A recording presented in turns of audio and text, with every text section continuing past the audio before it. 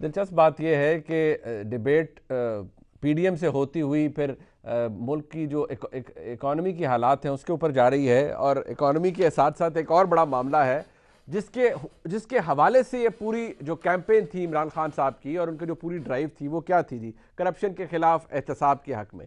लेकिन जो करप्शन के हवाले से परसेप्शन है वो बड़ा ख़राब आया है, और ज़रा उसमें डिसअपॉइंटिंग बात यह है कि ख़राब आने के बाद जिस तरह से उसे हुकूमत की जानिब से डिफेंड किया गया और गलत फिगर्स को सामने रख के डिफेंड किया गया, कहा गया जी कि ये नहीं है, ये है, ऐसे है, जबकि जब असल सूरत हाल आई तो उस वक्त मैं समझता हूँ फवाद चौधरी साहब ने बड़ी प्रूडेंस का मुजाहरा किया। उन्होंने बेशक एक टॉक शो के ऊपर लेकिन इस बात को एक्नॉलेज किया कि वाकई ये रिपोर्ट अच्छी है, इसके अंदर मसाइल हमारे सामने आए हैं, और अगर शहबाज गिल साहब ने बात की तो उन्होंने थोड़ा सा जल्दी बात कर दी, इसके ऊपर मजीद डिलिब्रेशन होनी चाहिए थी, इसको पढ़ के बात करनी चाहिए थी। अब भाई साहब क्या वजह है, हुकूमत क्यों, परसेप्शन है ना बेसिकली तो ट्रांसपेरेंसी इंटरनेशनल का, लेकिन इमरान खान साहब का एक रिकॉर्ड रहा है, वो हमेशा कहते थे ये ट्रांसपेरेंसी इंटरनेशनल की रिपोर्ट जब भी आती थी माजी में हुकूमतों के हवाले से उसके ऊपर बड़ा कैपिटलाइज करते थे।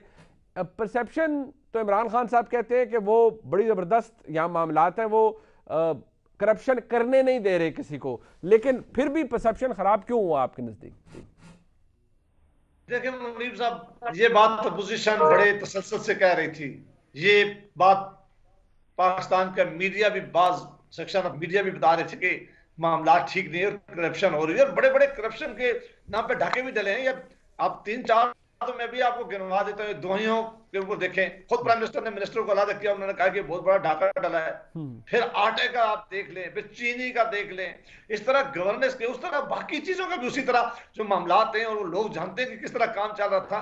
ये इल्जाम एपोजिशन ने नहीं लगाया। अगर यहां से कहते थे तो ये गाली देते थे, ये कहते थे ये एपोजिशन है, मैं इनको एनआरओ नहीं दे रहा, ये एनआरओ मांग रहे हैं, इसलिए ये बातें कर रहे हैं। अब एक आप जानते हैं कि वेल रिप्यूटेड इंटरनेशनल एजेंसी है ट्रांसपेरेंसी इंटरनेशनल, सिर्फ पाकिस्तान के लिए, साउथ एशिया के लिए काम नहीं करती है, वो एक हर साल इस तरह का माहौल, इस तरह का सर्वे करके सारी दुनिया में बताती है और उस दुनिया उसकी बात मानती है। इन्हें तो खुले दिल से ये बात कहनी चाहिए थी कि उन्होंने कहा है कि आपके यहाँ करप्शन बढ़ी है, माउस इंडेक्स में हमें कमी नहीं नजर आई बल्कि इसमें बढ़ गई है, और उन्होंने सारी डिटेल भी बता दी है। अब अगर मुझे यकीन है कि एक आध हफ्ते बाद या 2-3 दिन बाद उस पर भी गाली शाली देना शुरू कर देंगे, उनको भी कहेंगे कि इन्होंने खास तौर पर खालता इलाके का चुनाव किया है। खैर मैं, मुझे यकीन है कि कहीं ये इल्जाम लगा दे कि ये पीडीएम के साथ मिलकर इन्होंने ये रिपोर्ट तैयार की है, तो ऐसा भाई साहब मुमकिन क्या है कि पता शायद क्यों। ऐसा है। हाँ, ऐसा इल्जाम अभी आएगा, ये लगा देंगे। मसला क्या है, मसला इनका जो अपना मसला है कि ये खान साहब, इमरान खान साहब जितना वक्त अपने मीडिया के जो लोग हैं उनको बिठाते हैं, जो उनकी मीडिया टीम है उनको बिठाते हैं, जो उनके आकर समझाते हैं, उनको कहते हैं कि आपने किस किस को गाली देनी है, किस किस का क्या सलूक करना है, अगर इससे आधा टाइम भी ये इस मुल्क की इकानमी को देते, ये इन मुल्क के अदारों के लिए टाइम देते, इस मुल्क से करप्शन के खात्मे के लिए काम करते, कोई गवर्नेंस के इशू बेहतर करने के लिए करते, तो आज पाकिस्तान मुख्तलिफ होता। आप जानते हैं कि जब ये इक़्तिदार में नहीं आए थे, ये बार बार कह रहे थे हम रिफॉर्म्स लेके आएंगे, हम पुलिस का निजाम बदलेंगे, हम रेवेन्यू का निजाम बदलेंगे, हम पटवारी कल्चर बदलेंगे, हम एसएचओ पुलिस स्टेशन में जो करप्शन हो रही है उसको बदलेंगे, हम प्रोसिक्यूशन को बेहतर करेंगे। कोई एक एरिया इनसे मेहरबानी करके पूछ लें कि इन्होंने किसी एक एरिया में एक कदम उठाया जो प्रोग्रेस की हो?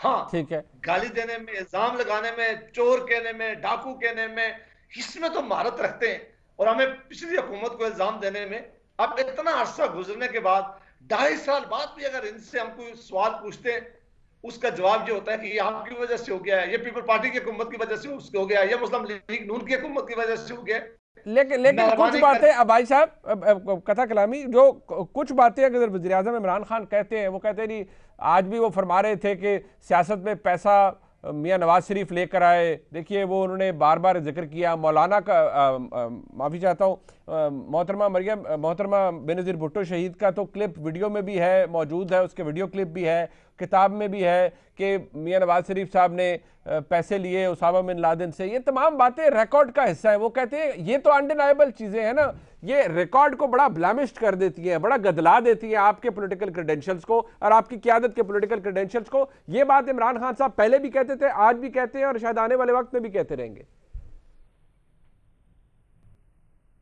देखिए मुनीर साहब, ये बातें अब इसलिए रेलेवेंट नहीं है कि अब हम 47 की, 60 की, 70 की बातें उठाकर आज की बातें करना शुरू कर दें। मैं कहता हूं कि हम इस वक्त रेलेवेंट नहीं रहे हैं, हमारी जमातें जो है इस वक्त इक़्तिदार में नहीं है। ठीक हमें है। हमें हम बकौल, अगर इनके बकौल मान भी लेंगे जी इस वक्त वोट हमें नहीं मिला, हमें तो पता है कि इलेक्शन किस तरह हुए, बाद मिले। इस वक्त पाकिस्तान का मसला क्या है? पाकिस्तान का इस वक्त सबसे बड़ा इकॉनमी का मसला है। पाकिस्तान का सबसे बड़ा मसला इस वक्त बेरोजगारी का मसला है। पाकिस्तान का सबसे बड़ा है कि पाकिस्तान का इन्वेस्टमेंट नहीं आ रही है। पाकिस्तान का बिजनेस में पाकिस्तान छोड़कर दूसरे ममालिक में जा रहा है। ये पाकिस्तान की ब्यूरोक्रेसी, इस नैब की वजह से उसने आज काम छोड़ा हुआ है। और जो पंजाब और खैबर पख्तूनख्वा के गवर्नेंस के इशू हैं, हम कहते हैं कि ये इस मुल्क का इस वक्त अलमिया है। मेहरबानी करके एक प्रोजेक्ट को बड़ा दिखा देंगे इन्होंने किया, कोई मोटरवे बनाई हो, कोई ब्रिज बनाया हो, कोई डैम बनाया हो, कोई अपनी करदगी दिखा देना कि हमने ये काम शुरू किया है। अच्छा, हाँ, अगर आपने पुरानों को ही गाली देनी है, पुरानों के नुक्स निकालने हैं, ठीक पुरानों है। के ऊपर ही इल्जाम देना है, पुराना की कोताहियां निकालनी है, क्या उन कोताहियों और नुक्स की वजह से आज का निजाम जो है वो ठीक हो जाएगा? आज बेहतरी आ जाएगी, आज गवर्नेंस के इशू नहीं, वो बेहतर हो जाएंगे, सड़कें आज सड़कें तो आपका कोई जो बनाएंगे। रिफॉर्म अच्छा, का भाई साहब एक बदलेगा। सेकंड, मेहरबानी करके ठीक है, अभी लोग इनसे पूछते कि अपनी कारकर्दगी बताएं।